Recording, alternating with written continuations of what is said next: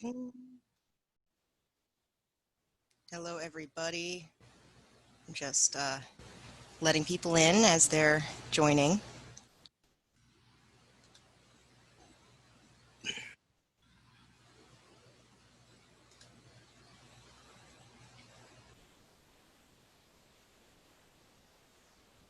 We have a very good turnout today. So far, so good. And a lot of people signed up, so it should be pretty awesome.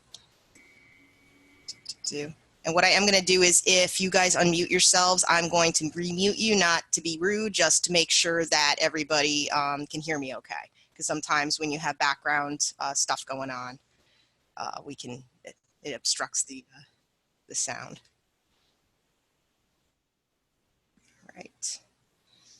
So we still got people joining. Hi, I'm Amanda, guys. So I'm just going to give it a minute or two to get started. And then, as people join, I'm letting them in. I actually have to physically admit them now because it's a safety setting on Zoom. So that's why I don't want to get started right now with if there's going to be 30 more people joining.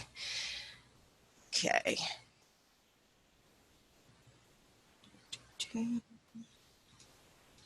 Oh yeah, they're all joining now.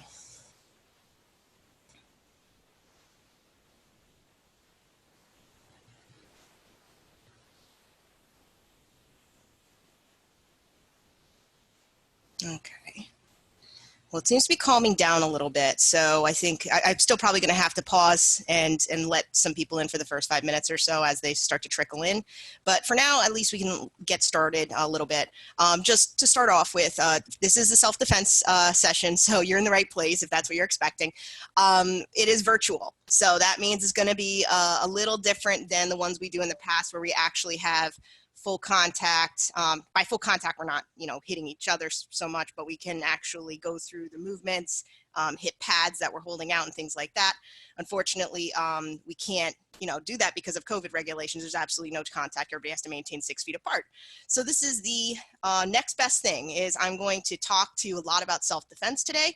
We're going to go over some key things. I have my whiteboard here so I can actually demonstrate. There might be stick figures happening at some point. You get to see my art skills. It'll be wonderful. But basically, we're going to cover the basics to make sure that you can protect yourself. And even through this online medium, you're going to get a lot of really useful information today. So kind of just some housekeeping before we get started.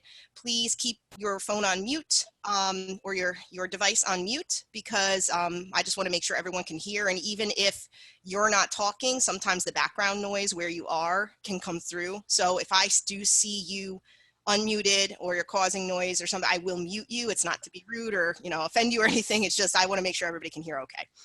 All right, so let's just kind of kick things off by starting with self-defense in general is something that every woman should know. Every woman, and I'm just letting people in. People are still joining. Sorry.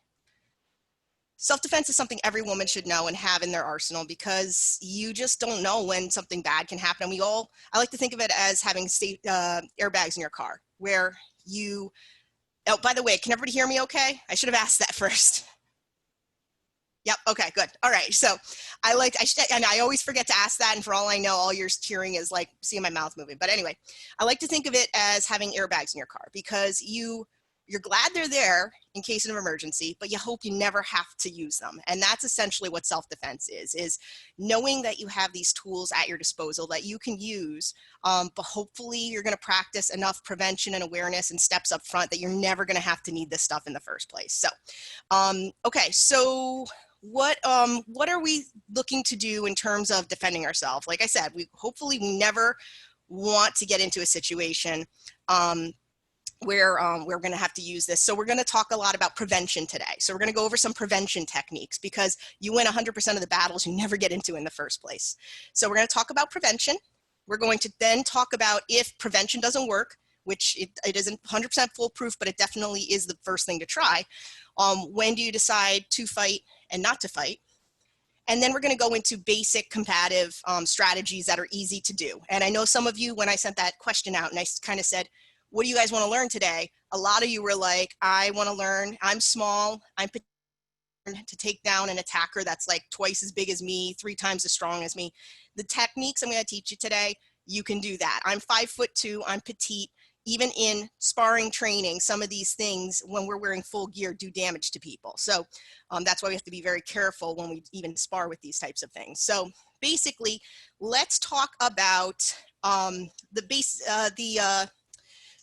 kind of flow of our priorities in any encounter, okay? And this is where I'm going to go to my whiteboard. And I'm going to try to write big. So the first one is avoid fighting. That seems pretty straightforward. I'll try to zoom in a little bit. But basically, try to avoid fighting if you can. It's, like I said, it seems, let me actually try to pull the table closer. Okay. It seems like a no-brainer, but avoid it if you can. Let me see if I can actually get this a little closer. This is probably easier. There we go. Okay, so avoid fighting. I'll get over a little bit if you can.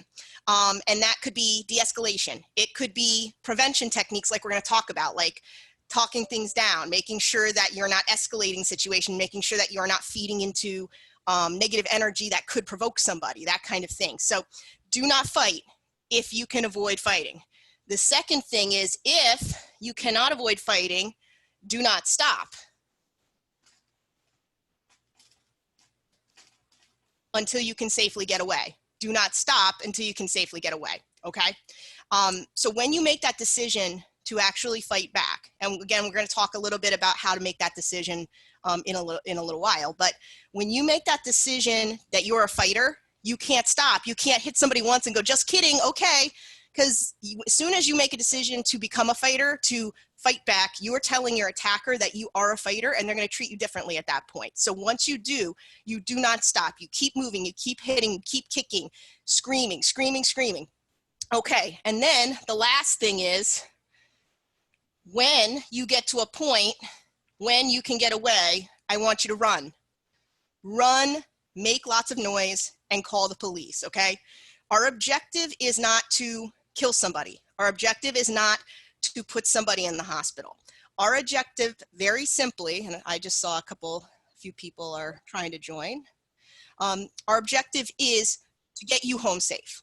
That's the objective. So if that takes one kick to the groin and they're bent over long enough for you to hightail it out of there, that could be all it takes, okay? So it's not necessarily to put somebody in the hospital, to put them into an unconscious state. It is whatever is needed to get away safely. That's our objective right there. And this is actually a good time to talk about necessary versus unnecessary force, because legally there is a limit as to what you can do. I don't care, it doesn't matter what that person did to you. If they are no longer a threat to you, you have to discontinue hurting them, okay? So just because somebody tried to steal your Gucci bag, now that they're face down on the floor, not moving, you can't go up and start stomping them on the head or anything like that. You're not allowed to do that. So when they are no longer a threat to you is when you have to discontinue any kind of attack. Follow-up question I get to this commonly is, well, I heard I could get sued if I defend myself and then permanently damage that person where they, can no longer walk. They're going to have reproductive problems, that kind of thing. And my answer to that is, yeah, we live in a litigious society. That could be a possibility. But I personally would like to rather be alive and worry about that as a tomorrow problem than not fight at all and have something worse happen. So that's my personal take on that. Take it for what you will. Everyone has to make that decision for themselves, okay? So basically, 3 steps. Avoid fighting if at all possible.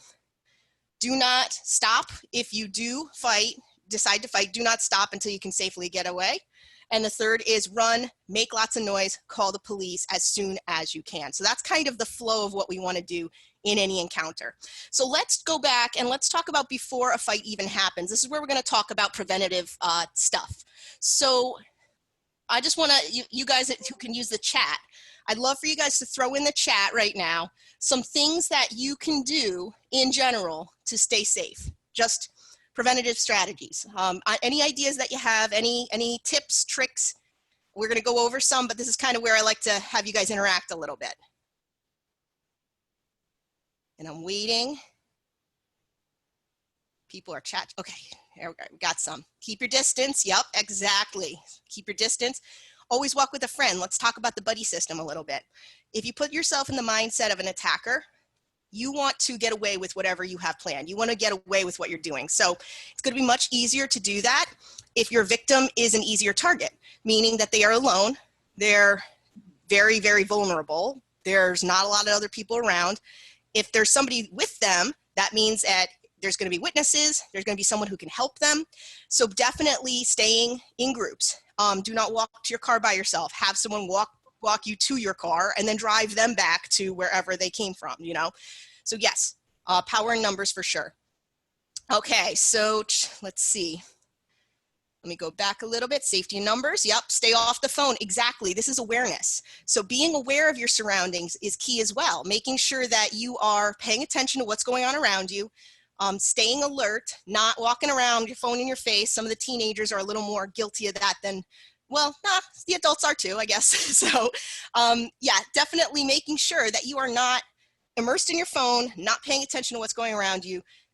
It goes that keep your head on, I saw someone keep your head on a swivel. Always be watching your surroundings. If something is not feeling right to you, don't be afraid to go to a store manager or something, or go with people, or if you're walking to your car and you feel like someone following you a little too closely, turn around, go right back to the store, let them figure out what they're doing at that point. So definitely making sure that you are paying attention to your surroundings. Now, a caveat to that is, I've been asked before, what if I want to call somebody and have them stay on the phone with me while I'm walking in my car or things like that?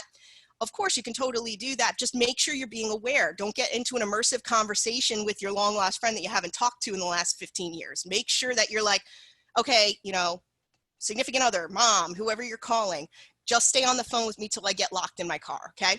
And that you should not be chit-chatting back and forth. You should be maintaining awareness at all times. Okay, so what other tips do we have? Keep your head on a swivel. Yep. Keys, mace, anything you can use to defend yourself with. Now that is an interesting one because yes, of course, if you have these things, you have more tools at your disposal. But keep in mind, you have to get to them. So just by having them is not an automatic protective guarantee. So if you have them in your purse, I don't know about you guys, I can't find Tic Tacs in my purse when I need to, let alone if I'm trying to find a thing of mace, make sure it's, you know, pointed the right way, I'm using it correctly. You're not going to be able to say to the attacker, stop, let me get my mace out of my bag. And, you know, and I'm being over dramatic, of course, but basically, I want to make sure that you understand just because you have these things doesn't mean that it is a guarantee of safety. So it's always good to supplement those things with what we're doing today, which is discussion about hand-to-hand combat, because you take these hands, you take them everywhere with you. So you're going to be able to be a lot safer if you can't get to your purse, if someone snatches your purse, if you get grabbed and your arms are pinned down and now you can't even get at anything. Knowing these things is just going to enhance, you know, whatever else you're bringing with you. Same question I get sometimes with concealed carry permit, and having a concealed weapon is, yeah, you have to get to it. You know, just because you have a pistol in your bag doesn't necessarily mean that it's going to be helpful to you if there's a, you know, the situation arises where you can't actually physically get it. Okay, well-lit areas, yes. So this goes back to kind of the same principle as staying in groups, is well-lit areas, making sure that everything has a lot of lighting. It's that mindset of the attacker where if it's dark and they can't see, or you can't see them, and people can't see you, it's going to be much easier to make you a target. So definitely staying in well-lit areas. Still have people joining. Okay, so no ponytails, easier to be grabbed. Interesting. Okay, so yeah, ponytails, nobody's really not going to wear a ponytail just for not being grabbed. I mean, I have that problem all the time, as you can see with my luxurious long hair, but just anyone with long hair can be something someone uses to grab you with, you know, could be a ponytail, could be you're wearing your hair down, all that kind of thing. So a tip that I'm going to tell right now, because it's very relevant, with getting hair grabs, our instinct is to pull away. So like, and I apologize, I'm going back and forth, but this is a mirror flip. So every time I think I'm going one way, I'm going the other on the camera. So basically, if someone grabs your hair, our instinct is to pull away, and all that does is create more pain and cause us to be at more of a disadvantage. So instead, if someone pulls your hair, come in, okay? Because what that does is it slacks up the hair, immediately decreases the pain that you're experiencing. And once you're in, you're going to start causing damage on that person. Because keep in mind, they got to hold you. They're down a weapon. They're down one hand because they're holding on to you right there. So when you come in, that's where you're going to go into the things that we're going to talk about in a little bit, some strikes, kicks, things like that to cause damage, to release that grab. So just a fun tip about the hair pulls. All right, what else do we have? Press car alarm on your key fob. Exactly. Have those keys at the ready when you're in the parking lot. You should not be waiting until you get to your vehicle to have your keys out. You should be in the store before you leave the store. Have those keys at the ready. Have your finger on the fob. Some people even like to take the key and put it between here, you know. So really, you know, be prepared when you're going to your car. Yep. And then as we're going to a car, yep, exactly. You look under it, around it, in the back seat. You're looking everywhere to make sure there's not somebody waiting for you. Another thing to look for too is if there's a van parked next to you. If there is a van parked next to you on the driver's side, do not get in your car. If anything, go to the other side, crawl across. Yes, it's going to be awkward. Crawl across to get to the driver's side, but make sure you're locked in before you do that, okay? All right. And like I said, if you're not comfortable, get somebody to help you. Go back. If you came out of Walmart, go to the customer service desk and say, I need somebody to walk me to my car. Don't be afraid of acting silly or paranoid. Sorry, I got more people to let in. Don't be afraid of seeming like you're paranoid, silly, that you're wasting someone's time. One thing I can tell you is attackers prey on women's guilt. They do. That's why Ted Bundy was so successful with, you know, his broken arm cast ruse, where he would say, oh, can you help me carry this to my car? I'm in a bind. And he'd appeal to our kind of sense of wanting to be empathetic, wanting to help, but also not being rude, you know?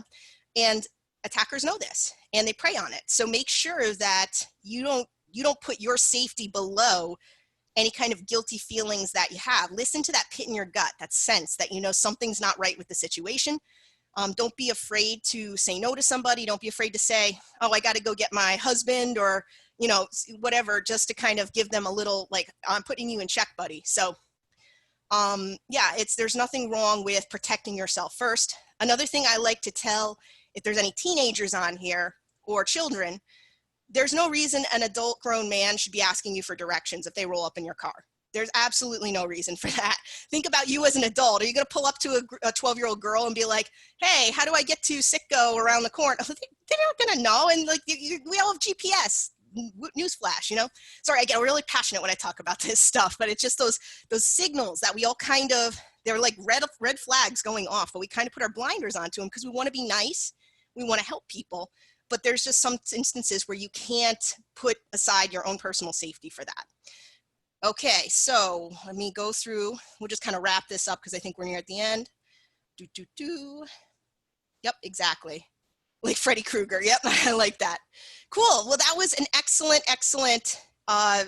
suggestions for keeping everyone safe, preventative strategies, because if you are safer, you make yourself a harder target to get to, then chances are you're not going to need any of this next stuff that I'm going to tell you, okay? And that's ideal. I don't want you to have to ever use this stuff. I don't, because anytime, I don't care how skilled you are, how strong you are, how much you practice this stuff, how much you know. You don't know. You could take a step forward, slip, and crack your head. You just don't know. So you don't know if that attacker is skilled, more skilled than you are either. They are like a mystery box. You don't know how strong they are. You don't know if they're a black belt in jiu-jitsu. You don't want to find that out the wrong way. So that's why I say fighting, avoid fighting if you can. And that kind of brings us to our next step, which is de-escalation. So de-escalation is basically making sure that you're kind of diffusing a situation before it becomes a fight. And this can be talking someone down, easing them up. It might be if someone comes at you, like someone's maybe been drinking too much and comes at you with fighting words, and you just kind of blow it off and let it go. Don't feed into that. It's not worth it. It definitely is not. So worst case scenario, you're going to end up in trouble, or best case scenario, you're going to end up in trouble. Worst case scenario could be much worse than that. So talking someone down, identifying, is this a situation where I need to fight? So I'm going to go back to my trusty whiteboard. So what about if they want your keys? give them the keys, or do you fight them over it? Any ideas? I'll peek in the chat, see if anybody has any ideas.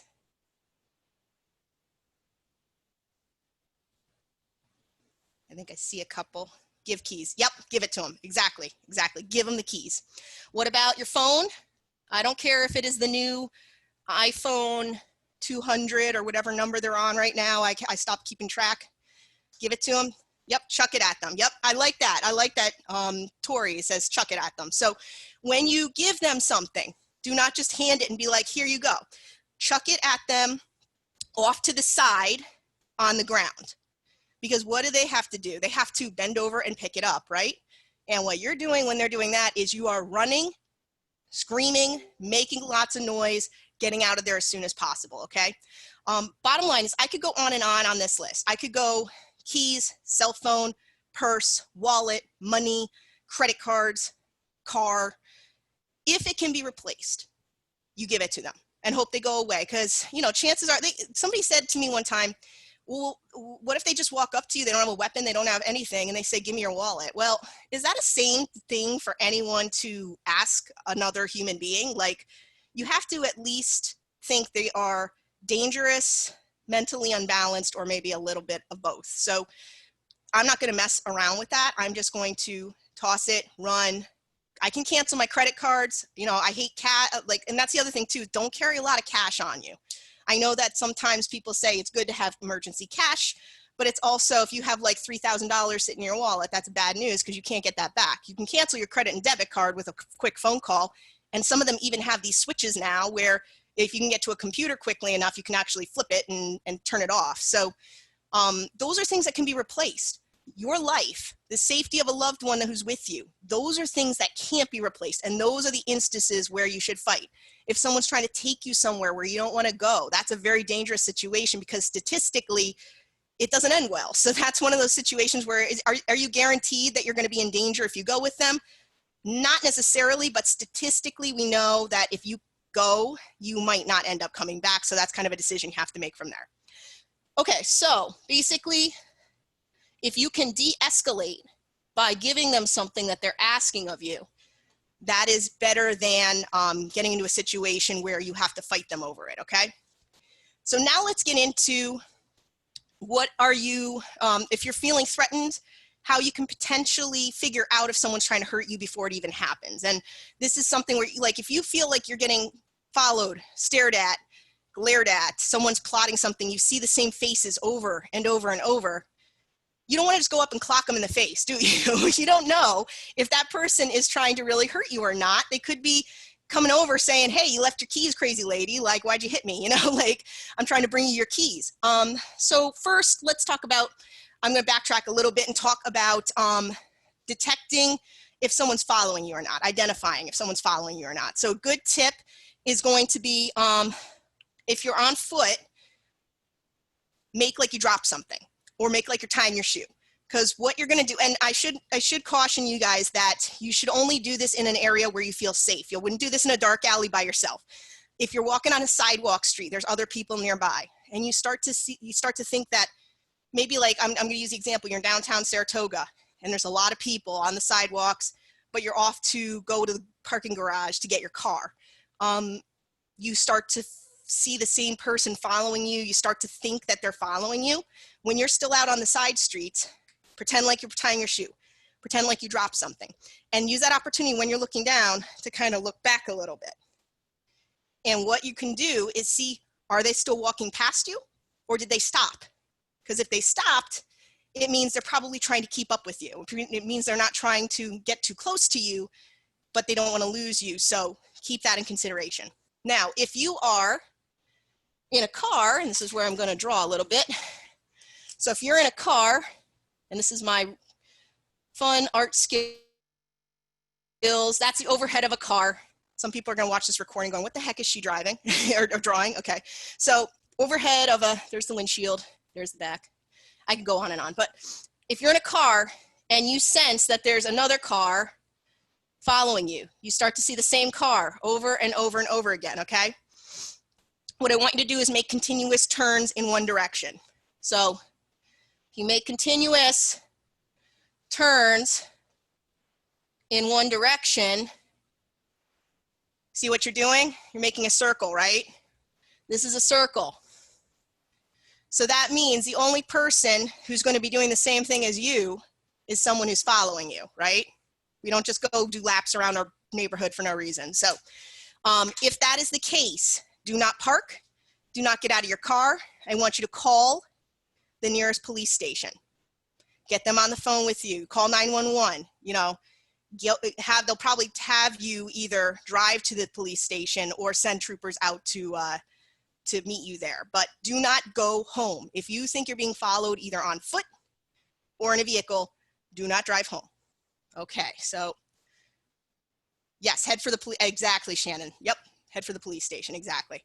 Okay, so that's kind of what to do to see if you're being followed. Now, again, we don't want to take aggressive action on somebody unless we have confirmed they're actually trying to hurt us. So we need to deliver a warning first. If we have the opportunity, we might not. There might be situations like surprise attacks where we're being grabbed instantly, where we might, I'm just trying to fix my whiteboard here. There we go. Where we might have to respond on the fly and we know immediately that we're being attacked, we're being pulled, we're being grabbed, we're being dragged somewhere. That's pretty evident. But if it's not an identified threat yet, we have to practice a little caution before we immediately go and strike them, okay? So what I want you to do is if you sense someone's coming towards you and you think they're out to pull you, hurt you, you see in their eyes that they've got some malicious intent, you've got a gut feeling that they're trying to cause you harm, I want you to throw your hand up, there we go, throw your hand up at them and say really loud, stop. Now I'm using a fraction of the tone of my voice because I don't want to blow out your eardrums on the Zoom. You got to say that, stop, assertively, loudly, don't come any closer. You got to use that the guttural force. And I don't want you to be like, stop, don't come here, okay? Even if you're scared, you have to emit confidence. You have to emit power. You have to give them a second to pause and really rethink, do they want to mess with you, okay? Now, you're not going, come on, bring it, dude. You're giving them a second to say, stop, don't come any closer. Now, a couple reasons why you want to be loud. Number one, you want to make sure they can hear you.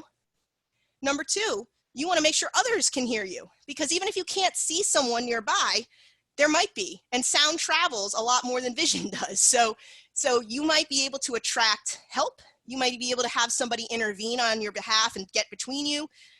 There's just so many reasons why you want to give that verbal warning. You also want to give that visual warning because it's just more reinforcement that we see this immediately. Now, when you do that, I don't want you to be standing straight onto that person. I want you to take one step sideways, okay? Sideways, so your shoulder and the side of your body is facing them. There's a few reasons why we're going to do that. One of them is for extra protection. As you're going to see in a little bit, the targets that we're going to talk about, we're basically going to take our targets and protect them better by turning away and using the side of our body as a shield, essentially. The second reason is that from a sideways stance, it's just as easy for you to turn and fight them as it is to turn and run, okay? And if you can run, 100% of the time, do it. Do not fight somebody. But this is an opportunity where if you don't have the opportunity to run, if you have an obstruction, if there's no doorway, if there's no exit, you know instantly you're going to have to fight that person if they continue to advance. Now, when you deliver that warning, if someone's really not trying to hurt you, are they going to continue to come towards you if you feel threatened, if you're telling them stop? No, absolutely not. They're actually probably going to do their back up, natural human nature. They might back off, hands up, and try to express to you what their true intentions are. Hey lady, you left your purse by the bar. I'm trying to help you. What's going on? If they're not a threat to you, they're not going to continue to provoke you that way. Now, if they continue, that's probably your signal that they are going to hurt you. Now, again, if you can run, if you can escape, that's going to be your option. But then if you do have to, if there's no escape for you and you do have to fight to protect yourself or protect the loved one, that's when you make that decision to fight. So far, I'm going to pause here before we go into the actual combative maneuvers and just ask if there's any questions so far. You can pop them in the chat. I'll just hang for a second.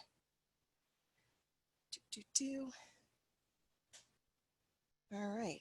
Looks like so far so good. All right. So let's actually talk about when someone is actually trying to attack you, how you can disable them very quickly. And when I say disable, I mean make them no longer a threat. I don't mean actually physically disable them, although some of this stuff can do that. So that's why I want to caution you. This is not stuff to horse around with. This is not stuff to do if you are not serious about potentially hurting this person long term. You could paralyze them. You could take out a kneecap. You could do things that are going to affect them for the rest of their life.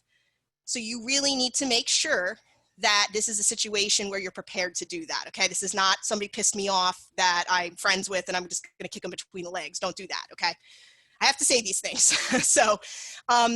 So basically, we need to, if we are smaller, we need to assume we are smaller, less strong, less skilled than our potential attacker. We have to assume that right out the gate, because if you underassume and then over assume their abilities, you're not going to underestimate them. I think I kind of explained that in the right way. I hope nobody's brain is twisted right now, but basically we don't want to underestimate them. So we have to assume that they are more skilled than us, stronger than us, bigger than us. We'll probably be able to see they're bigger than us, you know? The great thing about these maneuvers is that they can be done by someone like me or like any of you and take down somebody who is 2 to 3 times your size or your height. Or that's the whole point of this is, you know, when I learn martial arts and I study martial arts, there's so many martial arts that are great, but they're only great if you have equal players fighting each other, you know, where there's like this wrist lock and it's like, oh, well, I'm just going to do this wrist lock to do this and blah, blah, blah. But yeah, you have to make sure you can reach their wrist. You have to make sure that they're being compliant to a certain extent, because if the wrist lock can only be delivered if their hand is a certain way, how practical is that if you have a moving target who's not going to let you do it to them, okay? So we need to make sure that things work. And so what our goals are when we're trying to fight to even the playing field, and keep in mind, these are dirty fighting techniques. These are not anything that you can use legally in an MMA fight or a boxing match. And that's because that's why it provides a severe advantage to us and a severe disadvantage to them. And that's why. So when we're trying to protect ourselves in that situation, we're going to go over the 3 Ds. So I'm just going to put the Ds up first. Okay. So I think you can see some of the Ds. All right. So the first one is damage. Damage. We want to pick targets that cause a lot of damage, because what happens is when you are causing damage, you're actually interrupting their thought process. So the damage is going to do that. The damage is going to give that beat or two in their brain where they can't continue. They have to see what's going on. They have to interpret it, and they have to respond to what you're doing before they can carry out the next step in their plan. We're already behind. They know they're going to attack us. We don't know it yet. So we have to play catch up. And the only way we do that is causing damage. So when we do damage, we want to pick targets that are very, very easy to hit, that cause a lot of damage, a lot of pain, and do so with very little force applied. So when we go into our targets in a little bit, that's where we want to look, is we want to look for targets that give you maximum damage for minimum force, okay? So we don't have to be the strongest person there, as long as we're hitting it in the right, someone in the right place. All right, second D, this is disbalance. There we go. Disbalance. So if we can disbalance this person, if we can put them off kilter, if we can make it so they can't walk, these are things, or can't walk straight either, these are things that are going to help us escape. You know, if their leg's broken, they're not going to be able to run after us, you know, or if their equilibrium's off, they're not going to be able to run a straight line after us, you know, that kind of thing, okay? The third thing we want to, so disable. So this is kind of still a little bit like disbalance, but different. So disable, again, ideally not permanently, we just want to get out of there, okay? But this is where if you can take away a sense, if you can take away their ability to walk, that's where you're going to have an advantage. So damage, disbalance, disable, those 3 things working together. So when we do pick targets, we want to pick targets us the advantage of all three of these things, or at least two of them at the very least. Okay, so this is where we talk about targets. What are the best targets? And everything, and I want to say anything can be a target technically. And actually I have somebody joining, so. Yes, okay, cool, we're coming in. So technically anything can be a target. Target just means where you hit. But as, whoop, I just knocked that over. I hear somebody's not on mute, so I'm just gonna go through and mute them. Oh, okay, they muted themselves. Thank you for doing that. Okay, cool. So basically, I'm trying to get it so there's no glare in the whiteboard. Okay, so anything can be a target. We want to go for the ones that give you the most bang for your buck in terms of, there we go, in terms of those three things. So groin, and everybody's quoting Miss Congeniality right now, I see in the chat. That's pretty cool. And I'll talk about that in a second, because it is a cool way to remember things. But groin, yes, groin. So let me draw my stick figure up here. So I'm going to make sure he is in picture. Okay. So here's my guy. You get to see my fancy art skills now. So groin. A lot of damage, pain, hurts a lot. I don't care if you're a man or a woman, it still hurts. You're women, you have sensitive stuff down there, pelvic bone. It still hurts when you get kicked there. So this can be hit based upon the distance you are from that person. So if they are closer to you, that's where you're going to initiate maybe a knee to the groin. If they're a little further away, that's where you're going to initiate a kick to the groin. Depending on how tall they are, if they are a basketball player and I'm 5'2", and I'm kind of even with my head, that's maybe a strike to the groin is going to work, okay? So groin, yes, definitely. All right, let's look in the chat for other targets. Throat, good one, throat. Okay, so the throat. Throat is one where there's your airway, your windpipe. That is going to be very key to making sure that you're attacking something that is going to disable them, it's going to disorient, it's going to disbalance them because they might stagger a little bit, it's going to cause them pain, and it affects breathing. So it's a basic survival instinct where if they can't breathe, they're more concerned with air than they are with you.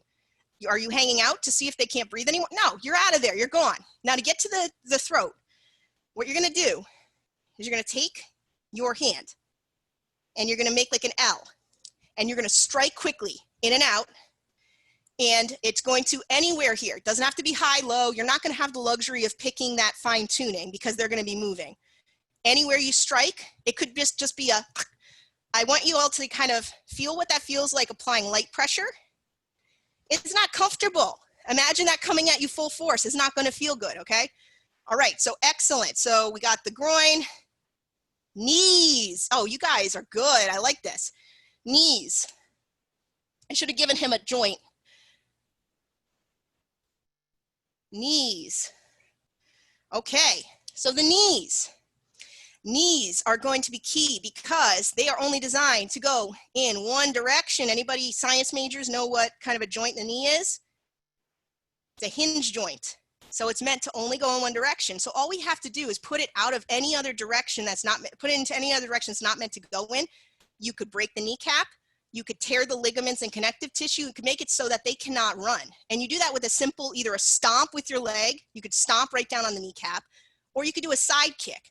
So a side kick coming like a roundhouse kick around to actually take that knee out. And if they can't run after you, you're going to be able to get away. So great target, yes. So let's take a second and talk about the SING, the solar plexus instep nose groin. So the solar plexus, does anybody know where the solar plexus is? Most people don't. They know generally it's somewhere in the stomach area, but if I had to tell you hit exactly the solar plexus, are you going to be able to know exactly where it is? Most people don't. That's okay. I'm doing it as a rhetorical point. It's because I would rather you pick targets you can actually physically see if you've hit them or not.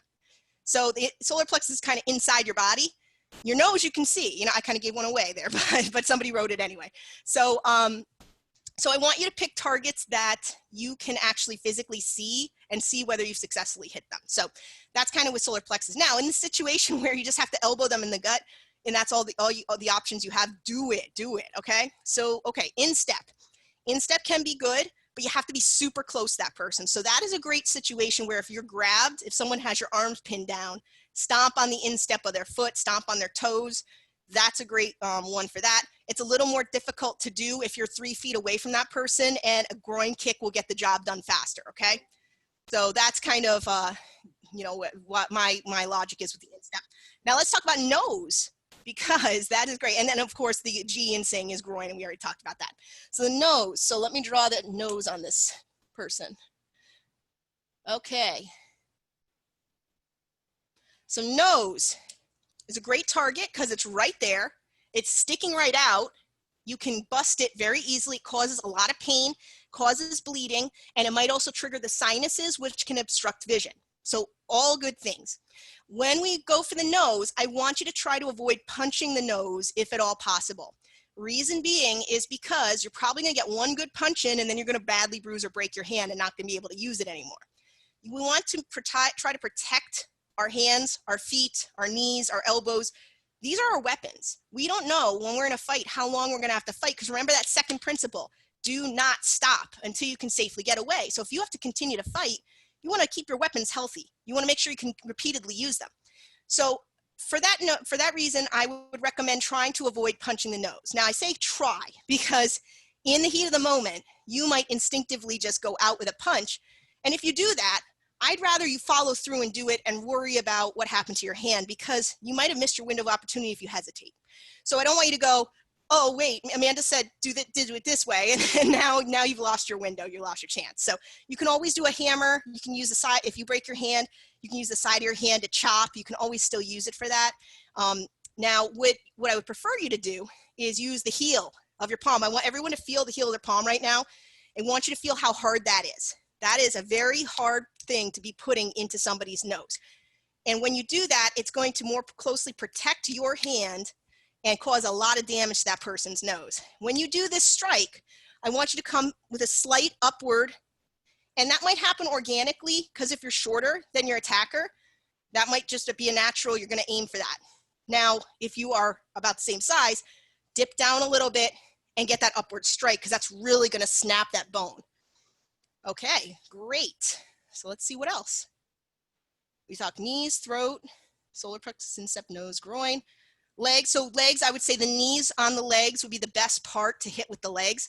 Other parts of the legs, like the thighs, those are going to be covered in muscle and sometimes fat as well. And that's like padding, that's like armor on your body. So that's going to insulate a lot of the damage. So when we're talking about can you hit the knee or the thigh, go for the knee instead. If you can hit the groin instead of the thigh, go for the groin. Definitely want to make sure that you're doing that. All right, eyes, yes. Eyes are a great target. I see Kara, I apologize if I'm messing up your name, says mace to the eyes. Again, yes, if you have mace, if you can get to the mace, but if you can't get to the mace, you can do it with your hands, okay? So let me write on the board, eyes. Actually give this guy eyes. Right there. So when you go for the eyes, I do not want you doing the Three Stooges. I do not want you doing the Kill Bill eye pluck thing, you know, don't do that. What I want you to do is I want you to keep your fingers spread apart and loose. Reasons why. First of all, if you go to poke somebody in the eye like this, you have a very small surface area and a very small target. So you really have to be precise with your, and that person's not just going to stand there and go poke me in the eye. They're going to be moving, they're going to be dodging, they're not going to stay put for you. So you need to make sure you have as much chance as possible to successfully land that. So I want you to keep your fingers loose and spread apart, because now you have 5 chances to hit those eyes, okay? You keep them loose for 2 reasons. You're only going to have to really flick, just like the palm strike we did, but you're going to flick out with your fingers instead as you come in. And when you flick, your fingers are loose, they're going to almost have a whip reaction. So when you get to the point where they hit, they're going to flick that eye, and you might scratch the cornea, which those of you who've had to scratch cornea knows that freaking hurts a lot. And it, even if you just irritate or flick at that eyeball, you've had a bug fly in your eye where it takes you a second to kind of, you know, and that's when you're going to run away. That's when you are going to use that opportunity to get out of there, okay? The second reason why we want to keep everything loose is because if you miss and your hands are stiff, your fingers are stiff, and you hit the bridge of the head or you hit a jaw, you're going to bust your fingers, okay? At least if they're loose, they'll spring a little bit, so it's not going to hurt you as much. Again, we want to keep that weapon healthy, okay? All right, cool. So below the ribs, again, this is kind of like the solar plexus area. If you can, if you're in a situation where that's one of the only targets you have, definitely elbow to the ribs is good for close proximity. But I would rather go with a nose strike, a groin strike, something that you can actually visually see that target for. All right, what else? Use your palm, yep, use your palm. Backwards headbutt, okay, yep. So I actually wanna address the headbutt for a second. And then Crystal's thumb to the eye. Actually, let me do the thumb to the eye first because we're still on eyes. So yes, if you are close enough, and this is where everyone cringes, you can take that thumb and scoop out that eyeball like a melon baller, okay? Now, I know, it's like, ugh, but remember, this person's trying to hurt you. You don't have a luxury to be grossed out in that moment. You do what you need to do. So that's a great situation where if they have you grabbed and you're really close, like keep in mind, you have to be really close for that to work. At least with the eye strike like out like this, you can maintain some distance. You have to be really close for that melon baller thing to work, but it can work. Okay, so then let's go to the backwards headbutt. There is a reason why I have not told you guys to use your head as a weapon. Any guesses? So any guesses about why I don't want you guys to use your head as a weapon unless it's a last resort? Yes, exactly. You are gonna hurt yourself. And not only are you gonna hurt yourself, but if you break your hand, you can still fight. If you break your hand, you can still fight back. If you knock yourself unconscious, it's game over, okay? So that's why our brains, we want to protect our brains. So that's why I don't want you to use your head as a weapon unless it's absolutely necessary. Now, the situation that, I forget who said it. I'm gonna scroll back up. Sarah, yes, Sarah. The situation that you said is actually one of the few situations where I do recommend a headbutt as one of the ways to get out of it, which is if they've grabbed you from behind and if they've pinned your arms down especially. Because that is a situation where you have very limited options. You can't see your attacker, you can't punch them, your arms are pinned down. You only have a few choices in that situation. So if your arms are pinned down from behind, you basically can butt backwards. And one of the reasons why that headbutt works is because you're taking the hard back of your head and putting it into the soft front of their face. And that's why that situation is a little different than just taking someone's head and clunking your head against their head, okay? Very good, very good. All right, so let me make sure we got all the eyes, nose, throat, knees, groin. We actually have one key target yet we have not talked about. Anybody, any guesses? It's on the head. Anybody in the chat? Ears, yes, for the win. Yes, we have ears. So I'm gonna put ears on here. Ears. Okay, so the ears. You can bust somebody's eardrum very easily by clapping against their ears, okay? So when you do this, and again, all this stuff you should not be trying at home. You should not be messing around with your spouse or significant other with just to show them what you learned, because this especially, even if you do it with open hands at a very slow pace, you can put ringing in somebody's ears doing it. So this can break somebody's eardrum very easily. You're going to take your hands, cup them, and come down just like you're clapping on either side of that person's head. I'm gonna try to get my hands into the frame. Yes, so either side of that person's head, yep, right across those ears, just like you're clapping your hands. And what that's gonna do is it's gonna drive and force air through, bust their eardrums, cause a lot of pain. And does anybody else know what that can affect? Anyone? I'm watching the chat. Yep. Yes. Les, Lindsay, and Joette, everyone. Oh, equilibrium, balance. You got it. Your inner ear.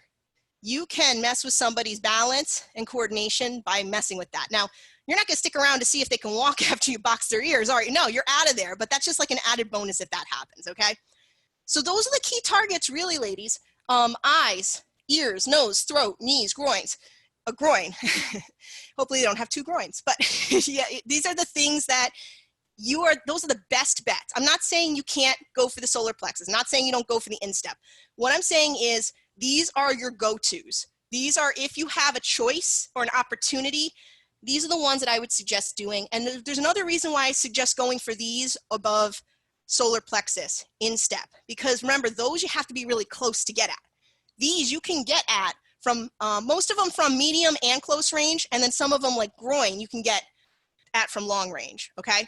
So actually, let me talk for a second about ranges, because that's very important. So I'm gonna erase this, so get your fill of my great artwork, and then I'm gonna erase this, and we're gonna talk a little bit about ranges. And this is something that a lot of self-defense seminars don't discuss, but it's equally important. And I'm going to draw two figures. So here's this person, and here's this person, okay? So let's say that this is maybe like 2 feet apart. It looks more further than that, but I want to give myself some space to draw. So this is a situation where, let's say we have a choice. This person's coming at us, but we still have 2 feet. Do we want to kick them in the groin, or do we want to punch them in the face? Or punch or strike them in the nose? What do we want to do? Any ideas? Groin, yes. Reason being is you can get the groin with a long kick by keeping your distance. The closer you are to that person, the more in danger you are, okay? So you want to try to put as much and keep as much distance between you and that attacker, because if you're keeping this distance, you have temporary safety. You have time to think. They have to close that distance to get to you, okay? So definitely want to make sure that you're maintaining distance. So if you can maintain distance by doing a groin kick here, like boom, rather than running and charging and closing the distance, they're going to see that. If they're running at you going, or you're going to run at them going, I'm going to get you, I'm going to get you, rather than just going boom with a quick kick. That's going to catch them off guard much easier. What if they grab your leg? That's a great question. It's the likelihood of it happening is very small. And I'll tell you why. Because number one, they have to see it coming to really be successful with it, because the reaction time is going to have to be so fast that they have to know you're going to kick them in the groin and kind of be ready for it. Second thing too is the force that you're using to kick out and whip back is going to be a lot more strong than them trying to hold on to your leg, okay? So the likelihood that they might be able to catch it, but the likelihood they're going to be able to hold on to it when you're tugging it back down so fast with just their hands, also very unlikely. Now let's play devil's advocate, and let's say maybe they caught your leg, okay? What do? They have your leg. You can't really do much. You can't like reach them because they got you by the leg, and you can't run away because they got you by the leg. So at that point, what I would suggest is just dropping your whole body weight down, like going into a forced fall, because what that's going to do is use gravity to help dislodge the foot from their hands, okay? And then as soon as you hit the ground, run away. Run in the opposite direction, clearly. But it's not a great answer, but that's really all you got at that point, because if they got you by the leg, they got you by the leg and you can't do anything. So that would be my suggestion in that situation. Yep, no problem. Okay, cool. So distance is important, range is important, because that's going to help you select what kind of attack you use where it makes sense, because you want to hit them fast. You don't want to, like I said in that comical example, charge at them going, I'm going to hit you in the nose. You want to be able to just do it quickly. So there's types of ranges. There's close, which I would say is like here. Medium would be like here. And then where this person is would be long. Okay, so close is like you're right up there. And that's where you're doing your knee to the groins, you're doing your eye gouges. You can still kind of maybe do a palm strike. You're just going to have to back up a little bit to do it. But that's also where steps on the instep, solar plexus elbows, those are where those come in. And the reason why I'm kind of de-emphasizing those things is because we only really want to do those if we're in close range. We don't want to get into close range if we can maintain long range and be safer from this person. Does that make sense, guys? So, okay, so then we have medium range. This is where punches, strikes, eye strike, nose strike, nose strike, throat strike, eye strike, those types of strikes are good. You can still do a kick to the groin. At this distance, it's probably going to hit on your shin bone instead of your foot, because you're going to be a little closer in. that's good because your shin bone is hard. It's like a steel bar being driven up between somebody's legs. So you can still do that kick to the groin at that, okay? And then the long range is where we're going for those those kicks to the groin, the full kicks, or full kicks to the knees. That's kind of where that is, okay? Cool. All right, guys. So that's pretty much an overview of self-defense. We got a few minutes left. I know, like I could go on and on and on. And I know we've only kind of scratched the surface today because this is just the basics. There's so many more nitty-gritty things to get into: holds, grabs, chokes, things like that. But for now, at least, there's some basic material that you have in terms of prevention, how to stay safe, how not to get into a situation that could be potentially dangerous. Secondly, de-escalation. How do you simmer it down so that you're not escalating, getting into a fight? And then the third thing is, when I'm actually in a situation where I'm being attacked or need to defend myself, what targets do I go for? How do I hit them the best way possible? And how can I ensure my my probability of escape much more better? Yeah, much more better. I can't stop. It's Saturday. All right, but you guys know what I'm getting at. So basically at this point, I'm gonna hang out for a little bit. Whatever questions you have, drop them in the chat. I'm actually going to make myself a little more comfortable as you guys are typing some questions. But yeah, no, pretty much those are the basics. I hope you got a lot of value from today, and I'll hang out, like I said, and just putting this down. Absolutely, ladies. Thank you for joining today. Absolutely. Yes. Okay. So, of course. Thank you, ladies. And I meant to say, I'm going to be sending out a survey after today to your emails. It's going to include, or I should say, I'm going to say an email. It's going to include a survey. It's also going to include a recording of this. So if you want to rewatch it, if you want to send it to somebody that you think it would really benefit, like a loved one, an aunt, a sister, somebody like that, definitely. Oh, yes. You're welcome, ladies. Yep. And then the other thing, too, is we're thinking about trying to get creative with doing a more, I don't want to say hands-on because that's not allowed right now, but we have some creative ideas where we can do contactless self-defense. It's one of those things where I kind of want to see if people are interested in it, because some of the things that we're going to do, we're going to have to invest in some equipment to get. But if you are interested, if I could say, it would be like a seminar where it's like maximum 4 people, social distance boxes, and you're not even going to touch anyone else or each other, but you're still going to be able to practice releasing chokes, grabs, things like that, because of the equipment we're going to get. Is that something you're going to be interested in? So I'll send that in a survey as well. And then, yeah, and then if you have follow-up questions, you can always reach out to me and let me know. Thank you guys. Yeah, thank you guys so much. It doesn't look like anybody really has any questions, but if you do, like I said, when I reach out, just reply. I'm happy to answer any of the questions that you have. What we should do if you have a child with you and you have 2 people to try and run away. Okay, so yes, so of course you don't want to ditch your child and run. That would not be a good parenting move right there, okay? But basically, if you have a child with you, that is the thing where you have to make sure that child is safe as well. That might be a situation where you might tell them to run and get help, depending on how safe you feel it would, if they would be safer running off by their own and getting help than staying with you in that situation.